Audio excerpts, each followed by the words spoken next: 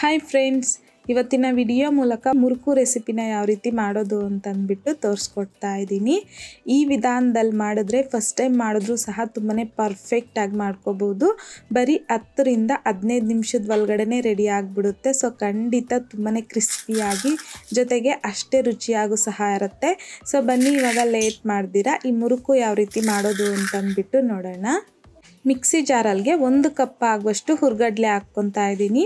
ಹಾಕ್ಕೊಂಡಿದ್ದಾದಮೇಲೆ ಮಧ್ಯದಲ್ಲಿ ಮಿಕ್ಸ್ ಮಾಡ್ಕೊತ ತುಂಬಾ ಸ್ಮೂತಾಗಿ ಇದನ್ನು ಪುಡಿ ಮಾಡ್ಕೊಂಡು ತಗೋಬೇಕು. ಸೊ ಪುಡಿ ಮಾಡ್ಕೊಂಡಿದ್ದಾದಮೇಲೆ ಬೌಲಲ್ಗೆ ಒಂದು ಸ್ಟ್ರೈನರ್ನ ಇಟ್ಕೊಂಡು ಅದರಲ್ಲಿಗೆ ಹಾಕಿ ಈ ರೀತಿಯಾಗಿ ಸ್ಟ್ರೈನ್ ಮಾಡ್ಕೋಬೇಕು.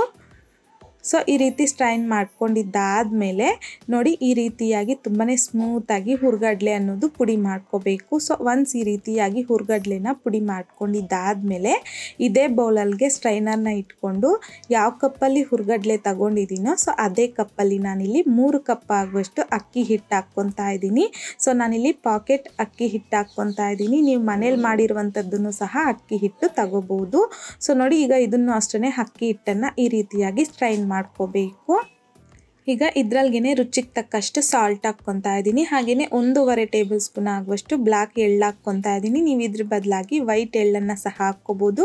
ಇಲ್ಲಾಂತಂದರೆ ಎಳ್ಳನ್ನು ಸ್ಕಿಪ್ ಮಾಡಿ ಅಜ್ವಾಯಿನ್ ಅಂದರೆ ಓಂ ಕಾಳನ್ನು ಸಹ ಹಾಕ್ಕೋಬೋದು, ಇಷ್ಟಪಡೋರು ಫ್ಲೇವರು.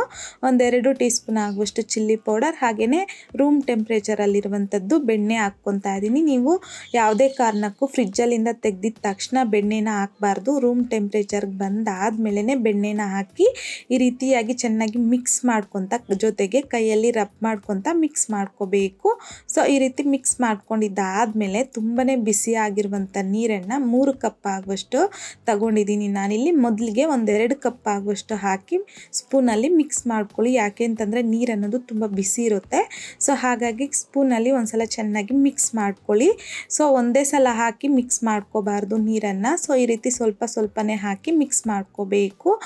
ಸೊ ನೋಡಿ, ಈ ರೀತಿಯಾಗಿ ಉಂಡೆ ಕಟ್ಟೋದಕ್ಕೆ ಬರಬೇಕು. ಆ ರೀತಿಯಾಗಿ ನೀರನ್ನು ಹಾಕಿ ಮಿಕ್ಸ್ ಮಾಡ್ಕೊಂಡಿದ್ದಾದಮೇಲೆ ಸೊ ಈ ರೀತಿಯಾಗಿ ಕೈಯಲ್ಲಿ ನೀಟಾಗಿ ಪ್ರೆಸ್ ಮಾಡ್ಕೊಂಬಿಡಿ. ಇದು ತಣ್ಣಗಾಗಬಾರ್ದು. ಸೊ ಹಾಗಾಗಿ ಈ ರೀತಿ ಪ್ರೆಸ್ ಮಾಡ್ಕೊಂಡಿದ್ದಾದಮೇಲೆ ಲಿಡ್ನ ಕ್ಲೋಸ್ ಮಾಡಿಕೊಂಡು ಸೊ ಒಂದು 5 ರಿಂದ 6 ನಿಮಿಷ ಹಾಗೆ ಬಿಡಿ. ಒಂದು 6 ನಿಮಿಷ ಆದಮೇಲೆ ಈ ಹಿಟ್ಟನ್ನು ಮತ್ತೊಂದು ಸಲ ಚೆನ್ನಾಗಿ ಮಿಕ್ಸ್ ಮಾಡ್ಕೋಬೇಕು.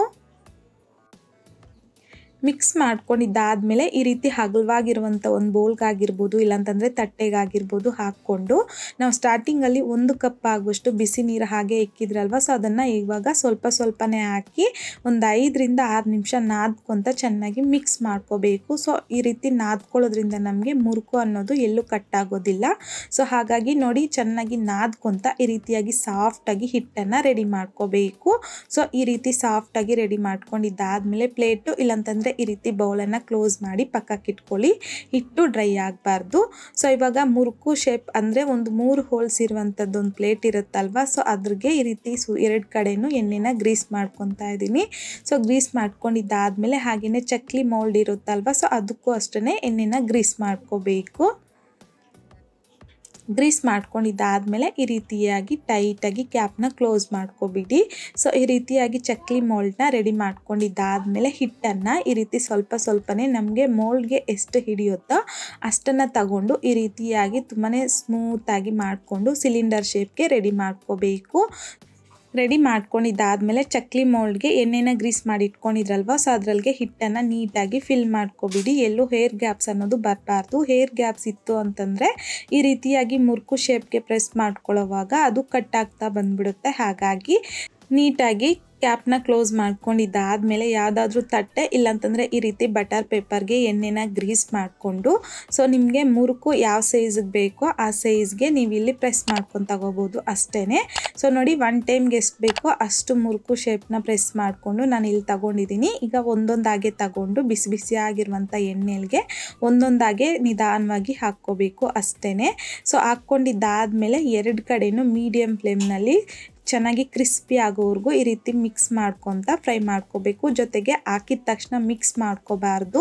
ಒನ್ಸ್ ಟೈಮ್ ಹಾಕಿದ್ದಾದಮೇಲೆ ಈ ರೀತಿಯಾಗಿ ಮೇಲ್ಗಡೆ ಎಲ್ಲನೂ ಬಬಲ್ಸ್ ಬರುತ್ತಲ್ಲ, ಅದು ಪೂರ್ತಿಯಾಗಿ ಸ್ವಲ್ಪ ಕಡಿಮೆ ಆಗೋವರೆಗೂ ಇದ್ದಾದಮೇಲೆ ಮತ್ತೊಂದು ಕಡೆ ಟರ್ನ್ ಮಾಡಿಕೊಂಡು ಎರಡು ಕಡೆನೂ ಈ ರೀತಿಯಾಗಿ ಚೆನ್ನಾಗಿ ಕ್ರಿಸ್ಪಿ ಆಗೋವರೆಗೂ ಫ್ರೈ ಮಾಡ್ಕೊಂಡು ತಗೋಬೇಕು. ಸೊ ಈ ಮುರುಕು ಫ್ರೈ ಆಗೋದು ಹೇಗೆ ಗೊತ್ತಾಗುತ್ತೆ ಅಂತಂದರೆ, ಆಲ್ಮೋಸ್ಟ್ ನಮಗಿಲ್ಲಿ ಬಬಲ್ಸ್ ಎಲ್ಲನೂ ಕಡಿಮೆ ಆಗುತ್ತೆ.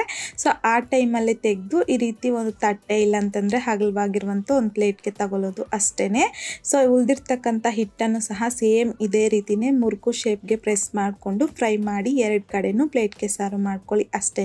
ಸೊ ಇದು ಪೂರ್ತಿಯಾಗಿ ತಣ್ಣಗಾಗಿದ್ದಾದಮೇಲೆ ಯಾವುದಾದ್ರೂ ಏರ್ ಟೈಟ್ ಬಾಕ್ಸಲ್ಗೆ ಹಾಕಿಟ್ಕೊಂಡ್ರೆ ತುಂಬ ದಿನಗಳ ತನಕ ಸ್ಟೋರ್ ಮಾಡ್ಕೊಂಡು ತಿನ್ಬೋದು. ತುಂಬ ರುಚಿಯಾಗಿರುತ್ತೆ ಖಂಡಿತ.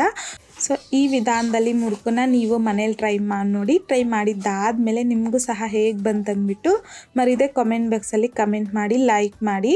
ಹಾಗೆಯೇ ನಿಮ್ಮ ಫ್ರೆಂಡ್ಸ್ ಆ್ಯಂಡ್ ಫ್ಯಾಮಿಲಿ ಜೊತೆಗೆ ಶೇರ್ ಮಾಡಿ. ಮತ್ತಷ್ಟು ಈಸಿ ಆ್ಯಂಡ್ ಸಿಂಪಲ್ ಕ್ವಿಕ್ ರೆಸಿಪೀಸ್ಗೋಸ್ಕರ ದಯವಿಟ್ಟು ನೀವಿನ್ನೂ ನಮ್ಮ ಮೇಘಶ್ರೀಸ್ ಕಿಚನ್ ಚಾನಲ್ನ ಸಬ್ಸ್ಕ್ರೈಬ್ ಮಾಡಿಲ್ಲ ಅಂತಂದರೆ ಸಬ್ಸ್ಕ್ರೈಬ್ ಮಾಡಿ.